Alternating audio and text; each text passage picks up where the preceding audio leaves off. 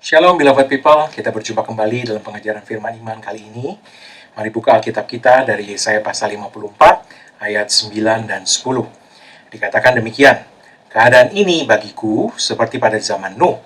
Seperti aku telah bersumpah kepadanya bahwa air bah tidak akan meliputi bumi lagi. Demikianlah aku telah bersumpah bahwa aku tidak akan murka terhadap engkau dan tidak akan menghardik engkau lagi. Sebab biarpun gunung-gunung beranjak dan bukit-bukit bergoyang, tetapi kasih setiaku tidak akan beranjak daripadamu dan perjanjian damaiku tidak akan bergoyang. Firman Tuhan yang mengasihani engkau.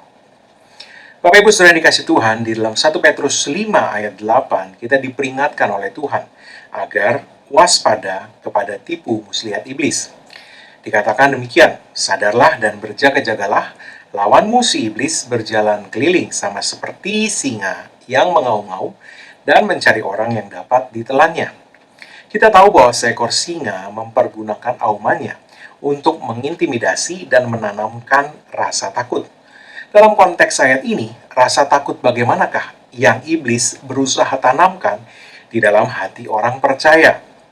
Tentu untuk memahami hal ini, kita perlu Alkitab untuk menafsirkan Alkitab itu sendiri. Kita tidak dapat mendasarkan penafsiran kita kepada pengalaman pribadi ataupun latar belakang denominasi. Firman Tuhan menyatakan dalam Amsal 19 ayat 12 demikian, kemarahan raja adalah seperti raung atau auman singa muda, tetapi kebaikannya seperti embun yang turun ke atas rumput. Sekali lagi, kemarahan raja adalah seperti raung atau auman singa muda. Bapak Ibu Saudara yang dikasih Tuhan, siapakah raja yang dimaksud dalam ayat ini? Tentu saja ayat ini menunjuk kepada Tuhan Yesus, sang raja di atas segala raja. Jadi ketika dikatakan bahwa iblis berjalan keliling seperti singa yang mengaum-ngaum, itu artinya iblis berusaha menyamar sebagai singa yang asli, yaitu Yesus, singa dari suku Yehuda, sang raja di atas segala raja. Dikatakan kemarahan raja seperti auman singa muda. Dan iblis berjalan keliling seperti singa yang mengaum-ngaum. Artinya dia berusaha menampilkan dirinya seperti raja yang marah. Ya, tentunya dalam hal ini dia hanya seperti singa. Dia bukan singa yang asli, singa dari suku Yehuda itu Yesus Kristus, tetapi dia hanyalah seperti singa yang mengaum-ngaum. Atau dengan kata lain, dia berusaha menampilkan diri seperti sang raja sedang marah atau sedang murka. Nah, iblis bukan singa dan dia mencoba menyamar seperti singa dalam rangka mencoba membuat orang percaya bahwa dia adalah sang singa yang asli. Dia mengaum seperti singa sebab dia ingin menipu untuk membuat orang percaya, mempercayai bahwa Tuhan Yesus sang singa yang asli itulah yang sedang mengaum kepada mereka. Nah, Bapak Ibu Saudara yang kasih Tuhan, iblis mau membuat kita percaya bahwa Tuhan sedang marah pada kita. Itu dia. Artinya singa yang mengaum, seperti singa yang mengaum-ngaum. Iblis mau membuat kita percaya bahwa Tuhan sedang murka atau sedang tidak berkenan dan menjatuhkan hukuman kepada kita. Inilah ketakutan yang iblis berusaha tanamkan dalam hati orang percaya. Iblis mau orang percaya mempercayai bahwa Tuhan tidak berkenan kepada mereka dan sedang marah atau murka terhadap mereka. Iblis mau anak-anak Tuhan merasa bahwa Tuhan tidak di pihak mereka, tetapi sedang bertentangan dengan mereka, tidak berkenan kepada mereka, dan murka kepada mereka. Sebab dengan demikian, iblis dapat secara efektif membuat rontok iman orang percaya. Ketika seorang anak Tuhan percaya bahwa Tuhan tidak berkenan kepadanya, Tuhan sedang murka kepadanya, pasti dia akan kehilangan iman untuk percaya bahwa Tuhan ada di pihaknya dan akan menolong dia. Nah, Bapak Ibu Saudara yang dikasih Tuhan, ini yang iblis mau lakukan. Ini yang menjadi sasaran iblis. Iblis ingin anak-anak Tuhan merasa bahwa mereka sedang berseberangan dengan Tuhan dan Tuhan sedang menentang atau menghukum mereka. Itulah sebabnya situasi-situasi buruk terjadi. Iblis akan berkata, nah ini terjadi karena Tuhan menghukum kamu. Iblis mau orang percaya berpikir bahwa situasi sulit yang mereka hadapi adalah hukuman Tuhan, akibat dari Tuhan tidak berkenan kepada mereka. Sasaran tipu muslihat ini adalah agar anak-anak Tuhan merasa bersalah, merasa tertuduh, merasa terdakwa. Karena iblis berhasil membuat mereka percaya bahwa Tuhan tidak berkenan dan marah pada mereka. Sehingga dengan demikian mereka kehilangan keberanian untuk tetap percaya dan bersandar kepada Tuhan. Nah, ini caranya iblis memerontokkan iman anak-anak Tuhan, yaitu dengan mempergunakan penuduhan. Ya, auman. Dia berusaha memperlihatkan seolah-olah sang raja itulah yang sedang marah atau murka kepada orang percaya. Seperti singa yang mengaum-aum, iblis mencoba menanamkan ketakutan kepada anak-anak Tuhan dengan cara membuat mereka percaya bahwa Tuhan tidak berkenan dan marah atau murka kepada mereka. Dengan jalan demikian, iblis merontokkan iman anak-anak Tuhan. 1 Petrus 5 ayat 8 tadi mengatakan, demikianlah strategi iblis untuk mencari orang yang dapat ditelannya.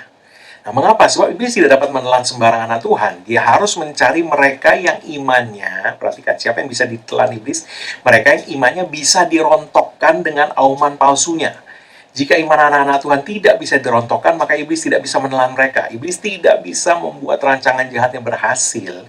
Kalau iblis tidak bisa membuat anak-anak Tuhan kehilangan kepercayaan kepada Tuhan. Kalau anak-anak Tuhan tetap percaya kepada Tuhan, tetap percaya Tuhan mengasihi mereka, tetap percaya bahwa lewat Yesus, Tuhan telah menganugerahkan kebenarannya sendiri menjadi jubah bagi anak-anak Tuhan ini, maka iblis tidak bisa berbuat apa-apa. Dia bisa mencoba, tapi dia tidak bisa berhasil. Nah, iblis harus mencari mereka yang imannya bisa dirontokkan dengan auman palsunya. Jika iman anak-anak Tuhan tidak bisa dirontokkan, maka iblis tidak bisa menelan mereka. Mengapa iblis tidak bisa menelan anak-anak Tuhan yang imannya tidak bisa dia rontokkan? Karena iman adalah perisai yang dapat memadamkan semua panah berapi si iblis. Kata Efesus pasal 6. Nah, Bapak Ibu Saudara yang dikasihi Tuhan, jadi setiap kali anak-anak Tuhan mendengar sesuatu, entah itu khotbah, pengajaran, atau bahkan berita atau percakapan yang membuat mereka merasa tertuduh dan merasa bahwa Tuhan murka atau marah, ya mungkin seseorang berkata secara pribadi dalam percakapan, nah itulah karena kamu begitu sih, maka Tuhan menghukum kamu, ini murka Tuhan ini, makanya keadaan kamu buruk. Nah, ketahuilah sesungguhnya tanpa sadar, Anda sedang mendengar iblis mengaum-ngaum seperti singa. Kabar baiknya untuk kita semua hari ini adalah Tuhan tidak pernah lagi marah atau murka kepada anak-anaknya. Dan Tuhan mau kita benar-benar yakin akan hal ini.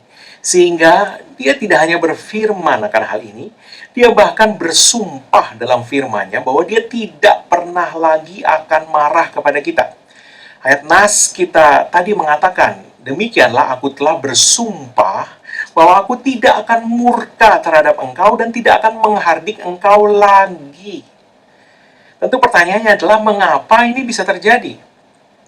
Perhatikan bahwa ayat ini ada di Yesaya pasal 54. Perhatikan, sedangkan tepat di pasal sebelumnya, yaitu Yesaya pasal 53, firman Tuhan itu berbicara panjang lebar mengenai nubuatan yang sangat terkenal tentang Kristus sebagai Mesias atau Juru Selamat yang demikian menderita, menanggung segala hukuman yang seharusnya tidak ditanggungnya demi menebus manusia dari dosa.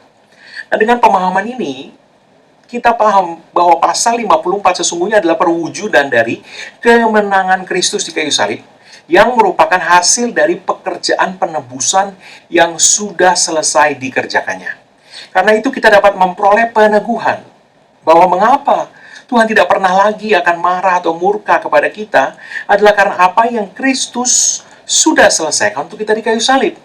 Di kayu salib Allah telah mencurahkan segala murkanya terhadap segala dosa dari segala masa dan menghukumkan semuanya itu pada tubuh anaknya yang kekasih, Yesus Kristus, Sang Mesias kita. Pada tubuh Yesus, segala murka Allah sudah dituang habis. Segala hukuman sudah dijatuhkan sampai tidak ada lagi yang tersisa sehingga Yesus Kristus dapat berseru di kayu salib, sudah selesai. Yohanes 19 ayat 30 ya.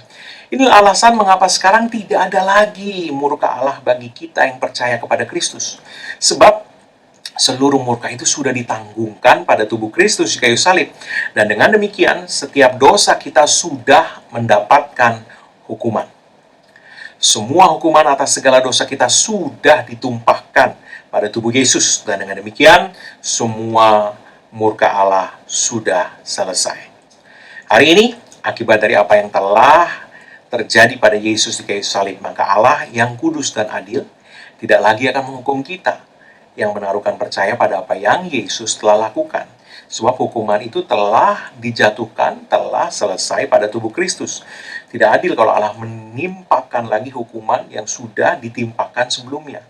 Jadi, karena pekerjaan penebusan Kristus, keadilan dan kekudusan Allah sekarang ada di pihak kita.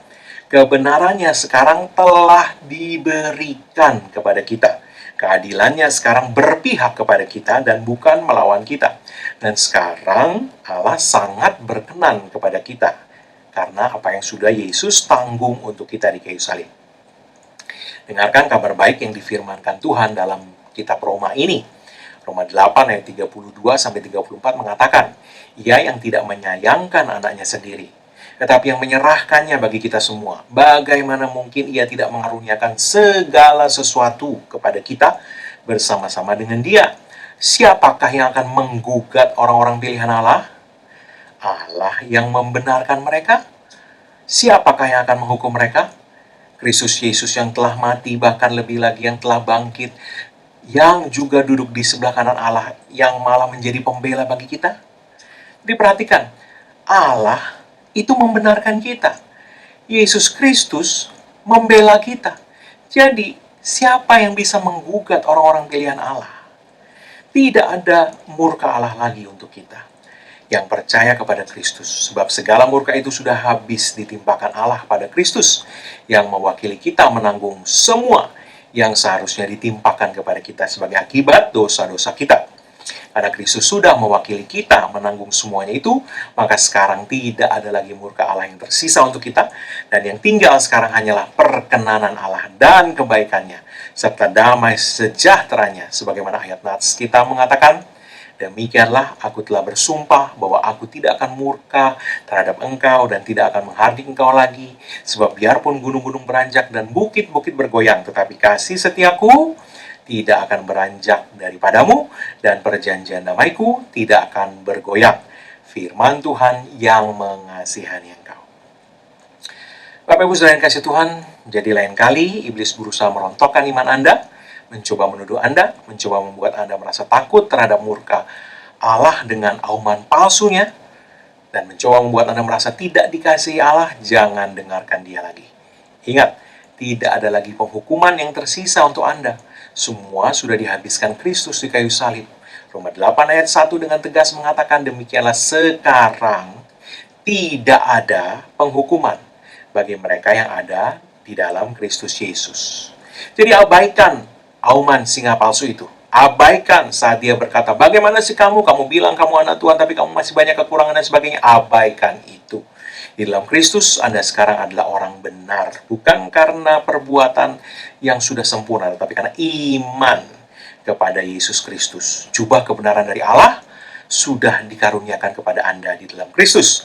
Anda diperkenan dan disayang. Bahkan Anda telah dijadikan kesayangan yang maha tinggi. Taruhkan imanmu pada firman Tuhan mengenai penebusan Kristus dan anugerah kebenarannya buat Anda. Dan jangan percaya, bahkan abaikan sama sekali perkataan iblis, auman si singa palsu, dan bapa segala dusta itu.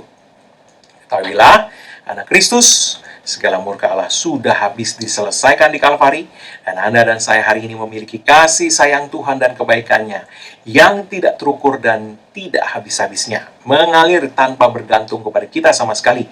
Karena Kristus, kebaikan Allah yang tidak bergantung prestasi dan performa kita, sekarang senantiasa mengalir atas kita. Haleluya. Kalau Anda mempercayai perkataan firman Tuhan ini, Anda akan selalu memiliki keberanian percaya menghadapi tantangan apapun juga. Sebab Anda yakin bahwa Allah ada di pihak Anda, tidak melawan Anda, dan bahkan Dia selalu menjadi pembela bagi Anda menghadapi segala keadaan. Inilah yang firman Tuhan katakan. Haleluya. Jadi sekarang mari kita lihat satu contoh dari penerapan hal ini dalam pelayanan Kristus di bumi. Di dalam Matius 12 ayat 15 dikatakan, banyak orang mengikuti Yesus dan ia menyembuhkan mereka semuanya.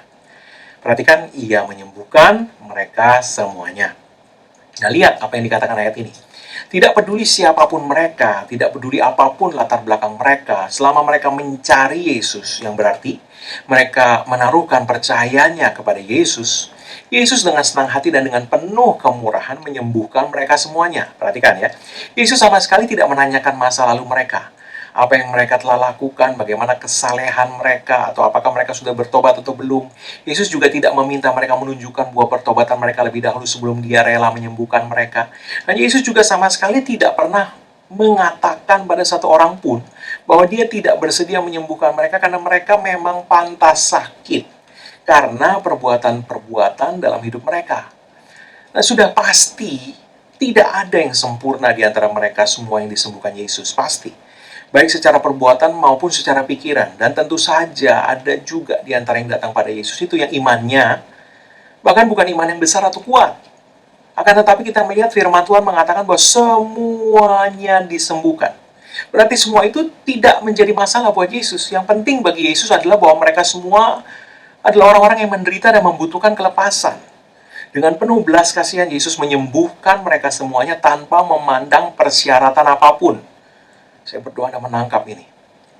Tanpa memandang persyaratan apapun, karena segala persyaratan, semua ketidaklayakan, segala hukuman atas dosa, semuanya itu ditanggung Yesus dan diselesaikan Yesus bagi mereka di kayu salib. Nah, memang waktu itu Yesus belum menanggungnya, tapi memandang kepada nubuatan akan apa yang diselesaikan Yesus di kayu salib, Yesus melakukan segala hal ini sebagai gambaran bagi kita bagaimana sebenarnya ketika penebusan Yesus itu telah dilaksanakan hidup yang seperti apa yang dapat kita harapkan. Nah, ini gambarannya.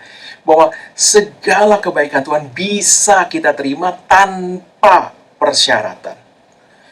Jika hari itu, di saat dimana Yesus masih belum disalibkan saja, Allah telah memperlakukan orang-orang yang percaya kepadanya seperti itu, apalagi hari ini. Perhatikan, di mana penebusan Kristus bukan lagi nubuatan, melainkan sudah selesai, terlaksana di kayu salib.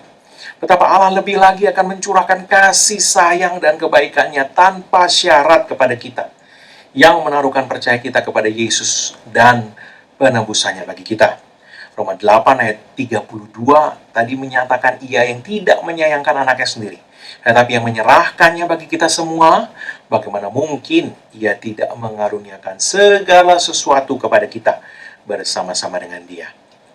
Ingatlah bahwa Allah melakukan kebaikannya yang tidak bersyarat kepada kita bukan dengan memandang kepada performa atau prestasi rohani atau kesalehan kita, tetapi karena memandang kepada kesempurnaan penebusan Yesus yang telah selesai dituntaskannya di kayu salib. Karena Yesus, Allah dapat mencurahkan segala kebaikannya kepada kita tanpa syarat apapun, sebagaimana Matius 12 ayat 15 tadi gambarkan. Sebab segala murka dan hukuman Allah yang seharusnya menimpa kita telah diselesaikan pada tubuh Kristus di kayu salib 2000 tahun yang lalu. Saudara-saudaraku yang kekasih, beloved people, pandanglah kepada belas kasihan dan kebaikan Yesus Sang Juru Selamat kita. Dan datanglah kepadanya dengan penuh keberanian percaya untuk menerima kesembuhan, terobosan, berkat finansial, atau apapun yang Anda butuhkan. Sebab karena Kristus, tidak ada syarat apapun lagi hari ini untuk Anda menerima semuanya itu. Kehendaknya bagi kita hanyalah untuk menyembuhkan dan memerdekakan hidup kita dari apapun juga yang menindas kita, termasuk ikatan kebiasaan dosa.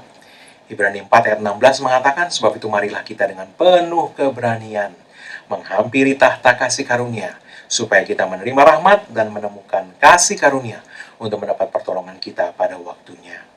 Saudaraku yang dikasihi Tuhan, datang dan terimalah segala yang Anda butuhkan dengan iman yang penuh keberanian percaya. Sebab segala janji Allah, apapun itu, telah lunas dibayar oleh Yesus bagi kita, dan kita tinggal menerimanya dengan iman. Percaya pada apa yang Tuhan katakan. Roma 4 ayat 13 mengatakan, sebab bukan karena hukum Taurat telah diberikan janji kepada Abraham dan keturunannya bahwa ia akan memiliki dunia, tetapi karena kebenaran berdasarkan iman. Dalam ayat ini jelas dikatakan bahwa Abraham dan semua keturunan Abraham menjadi pewaris dunia ini bukan karena hukum Taurat. Atau dengan kata lain, bukan karena prestasi atau performa atau kesalahan mereka sendiri. Tetapi karena kebenaran yang diberikan kepada mereka karena iman kepada Yesus. Artinya, kebenaran yang dianugerahkan Allah kepada setiap orang yang percaya kepada Yesus. Itulah yang menjadikan mereka orang-orang benar, dan sebagai orang-orang benar, Allah memberikan kepada Abraham dan setiap keturunannya, yaitu orang-orang yang percaya tadi, untuk mewarisi dunia. Hari ini, karena kita ada dalam Kristus, kita adalah keturunan Abraham, karena adalah ahli waris dari janji Allah kepada Abraham. Galatia 3 ayat 29. Semakin kita mempercayai perkataan Tuhan, mempercayai bahwa kita adalah orang-orang benar karena Kristus, semakin kita akan mengalami penggenapan dari janji Allah itu dan menikmati setiap penyediaan supranatural Allah. Ini berarti menjadi pewaris dunia ini sebagaimana dikatakan Roma 4 ayat 13 tadi, dan berjalan di dalam berkat-berkat Abraham seperti kesehatan ilahi, perlindungan, penyediaan supranatural yang berlimpah-limpah, datang lewat iman, bukan lewat performa atau kebaikan dan kesalahan kita. Iman ini mempercayai bahwa walaupun kita memang tidak layak menerima berkat apapun dari Tuhan karena segala dosa kita, ya Roma 3 ayat 16 dan Roma 6 ayat 19 mengatakan semua manusia sudah berdosa dan kehilangan kemuliaan Allah dan upah dosa adalah maut. Jadi kita memang tidak layak diberkati. Tapi karena kita telah dijadikan benar lewat korban penebusan Kristus yang telah selesai di kayu salib, kita dijadikan memenuhi syarat oleh Allah sendiri. Dan dengan demikian berhak menerima segala warisan kita sebagai anak-anak Allah dan keturunan Abraham. Di kayu salib, Yesus telah memikul segala dosa kita, menanggung hukuman kita, dan memberikan kepada kita kebenarannya sendiri menjadi jubah kebenaran kita. Yesus mengambil kemiskinan kita, hukuman kita, mengambil kekalahan kita, dan memberikan kekayaannya, kemenangannya, kelimpahannya. Itu sebabnya hanya dengan percaya saja, percaya artinya menerima pengorbanan Kristus dan mempercayai pengorbanan itu dan apa yang sudah diselesaikannya, maka kita hari ini dapat menerima saja setiap janji Allah ke dalam hidup kita. Sederhana, percayai firman-Nya bahwa Anda sudah dijadikan benar oleh korban penebusan Kristus dan Anda akan mulai berjalan dalam penggenapan janji berkat Abraham dalam hidup Anda. Ingat, kebaikan Tuhan itu tanpa syarat karena Kristus sudah selesai membayar lunas semuanya. Kita tinggal menerima dengan iman. Maka Matius 8 ayat 13 mengatakan, lalu Yesus berkata kepada perwira itu, jadilah kepadamu seperti yang engkau percaya. Dengan perkataan firman Tuhan menjadi landasan iman Anda, ya ingat bahwa yang firman Tuhan katakan yang terjadi pada kita adalah sebagaimana yang engkau percaya. Jadi kalau firman Tuhan menjadi landasan kepercayaan Anda, ya, maka praktekkan iman Anda. Setiap hari Anda bangun, jadikan segala janji Allah sesuatu yang Anda yakini akan terjadi bagi Anda hari itu. Kenapa?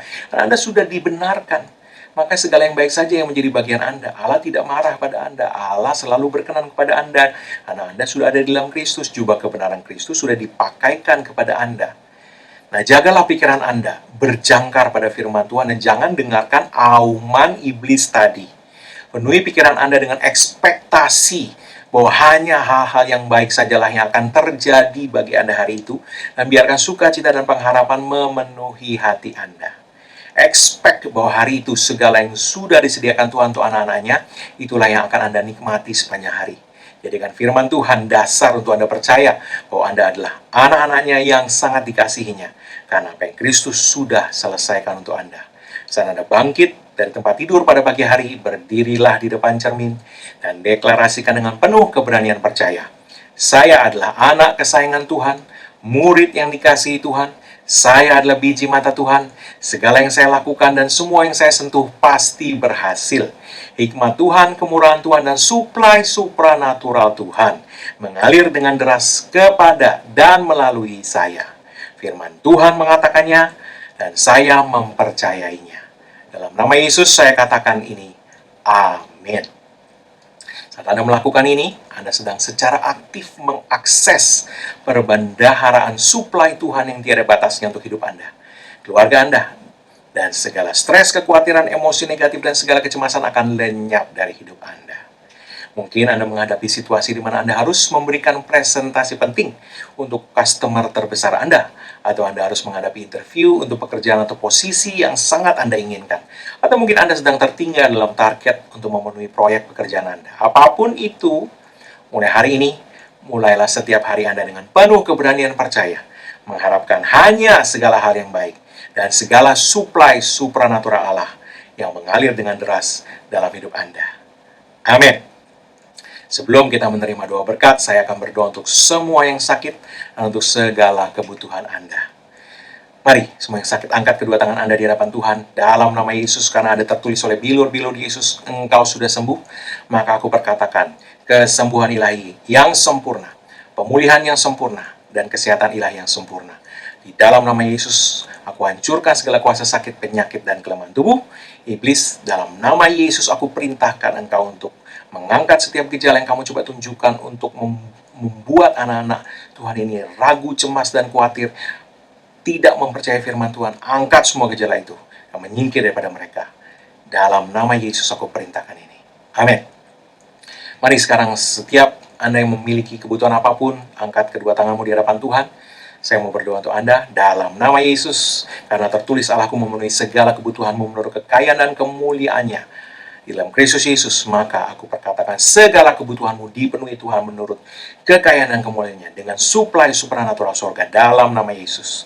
Dan dalam nama Yesus aku perintahkan iblis, hentikan setiap pekerjaanmu mencuri dari anak-anak Tuhan ini. Dan dalam nama Yesus, malaikat-malaikat Tuhan layani para pewaris kerajaan Allah ini. Bawa segala suplai supranatural yang mereka butuhkan ke dalam hidup mereka, sampai kepada mereka, memenuhi segala kebutuhan mereka dalam nama Yesus. Amin. Haleluya. Bapak Ibu Saudara yang dikasih Tuhan, jika Anda memiliki permohonan doa dan kesaksian, atau kesaksian yang Anda ingin sampaikan, Anda butuh dukungan doa, sampaikan ke alamat email ini. Kami akan mendukung Anda dalam doa, dan kesaksian Anda akan memberkati banyak orang. Haleluya. Mari, saatnya kita menerima berkat dari Tuhan. Angkat kedua tangan Anda sekali lagi di hadapan Tuhan, dan terimalah berkat Tuhan. Karena apa yang Yesus Kristus telah kerjakan bagi kita di kayu salib, karena curahan darahnya, karena penebusannya sempurna, maka sekarang tidak ada lagi penghukuman bagi setiap orang yang ada dalam Kristus Yesus. Engkau telah ditebus, harganya telah dibayar lunas. Karena itu, tidak ada kutuk lagi berlaku dalam hidupmu, yang ada hanyalah berkat Tuhan tercurah berlimpah-limpah memberkati engkau dalam segala hal. Oleh berkat Tuhan itu engkau naik terus, tidak turun. Kau jadi kepala bukan ekor. Dan apa yang di tanganmu dibuat Tuhan berhasil. Dengan panjang umur Tuhan mengenyangkan engkau, dan Tuhan memperlihatkan kepadamu keselamatan daripadanya. Umurmu minimal 120 tahun dan dipenuhi dengan hari-hari yang baik dari Tuhan. Dalam nama Yesus, tidak ada yang jahat mendekat kepadamu, dan tidak ada tulah mendekat kepada kemah kediamanmu. Sebab tempat perlindunganmu dan kubu pertahananmu Allahmu yang kau percayai. Dalam nama Yesus, amin. Haleluya. Sampai jumpa lagi dalam pengajaran firman iman berikutnya. Tuhan Yesus memberkati.